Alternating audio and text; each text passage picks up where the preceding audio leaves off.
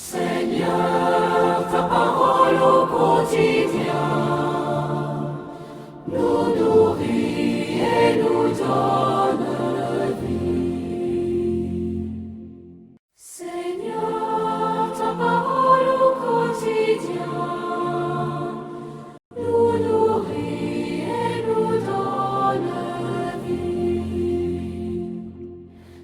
Lecture du livre du prophète Jérémie.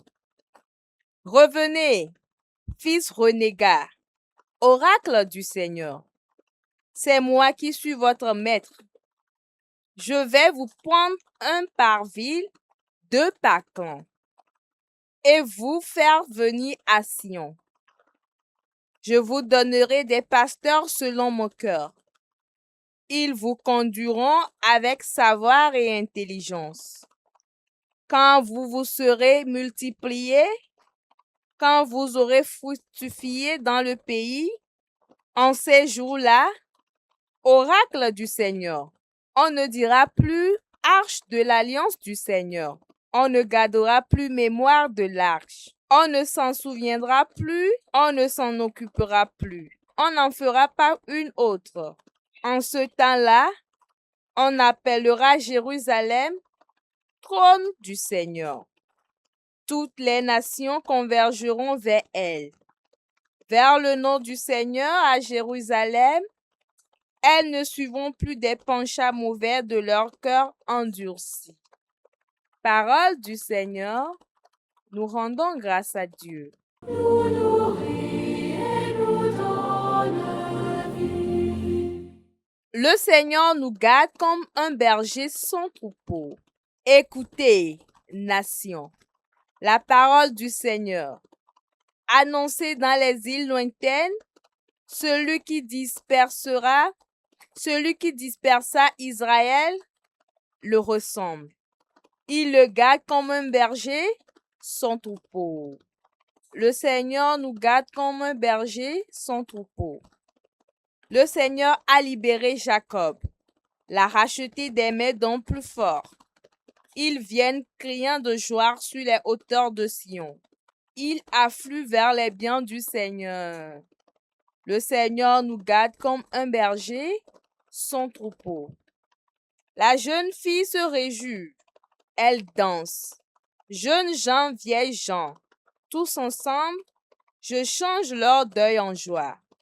Les réjouis, les console après la paix. Le Seigneur nous garde comme un berger son troupeau. Acclamation de l'Évangile. Alléluia, Alléluia, Alléluia. Heureux ceux qui ont entendu la parole dans un cœur bon et généreux, qui la retiennent et portent du fruit par leur persévérance. Alléluia,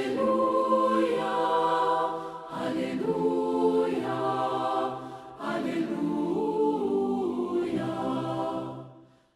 Le Seigneur soit avec vous et avec votre esprit. Évangile de Jésus-Christ selon saint Matthieu. Gloire à toi, Seigneur. En ce temps-là, Jésus disait à ses disciples, « Écoutez ce que veut dire la parabole du semeur. Quand quelqu'un entend la parole du royaume sans la comprendre, le mauvais survient et s'empare de ce qui est semé dans son cœur. Celui-là, c'est le terrain ensemencé au bord du chemin. Celui qui a reçu la semence sur un sol pierreux, c'est celui qui entend la parole et la reçoit aussitôt avec joie. Mais il n'a pas de racine en lui. Il est l'homme d'un moment. Quand vient la détresse ou la persécution à cause de la parole, il trébuche aussitôt. Celui qui a reçu la semence dans les ronces, c'est celui qui entend la parole. Mais le souci du monde et la séduction de la richesse étouffent la parole qui ne donne pas de fruit. Celui qui a reçu la semence dans la bonne terre, c'est celui qui entend la parole et la comprend. Il porte du fruit, à raison de 100 ou 60 ou 30 pour un. Acclamons la parole de Dieu. Louange à toi, Seigneur Jésus. Alléluia, Alléluia, Alléluia. Hier, frères et sœurs, nous avions écouté la parabole du semeur sorti pour semer.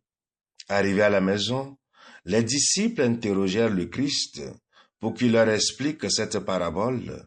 Et en ce jour, nous méditons donc la réponse donnée par Jésus suite à l'inquiétude des disciples. Dans les différents cas, chacun attend bien la parole, mais à cause d'un souci ou autre, la parole ne produit pas de fruits, sauf dans un seul cas où elle est tombée sur la bonne terre. Pour cette terre, la parole est bien entendue et comprise. Il ne s'agit donc pas d'entendre, mais il faut aussi la comprendre. D'où la vraie question pour nous qui sommes à la recherche du royaume. Comment faire pour comprendre la parole de Dieu entendue? Allons-nous faire des études bibliques et dans quelle école faut-il s'inscrire? On n'a pas tant besoin de hautes études, sinon se faire tout petit pour que Dieu nous élève. Cela signifie venir à Jésus pour porter son joug qui est léger. Loin de Jésus, nos études ne serviront à rien.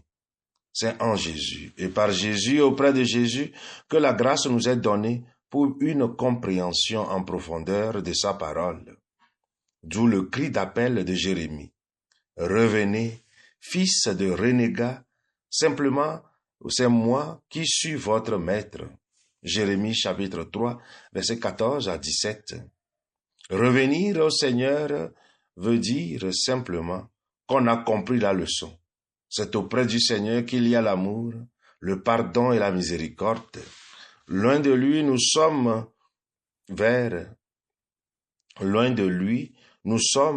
ne sommes que des feuilles mortes emportées par le vent. L'homme ne peut pas évoluer vers le bien sans Dieu. C'est une illusion de penser qu'on peut y arriver en tournant dos au Seigneur. Le chien peut-il insulter le dépotoir? Ou le sol se moquer de la pluie? La scie peut-elle s'enorgueillir devant celui qui la tient?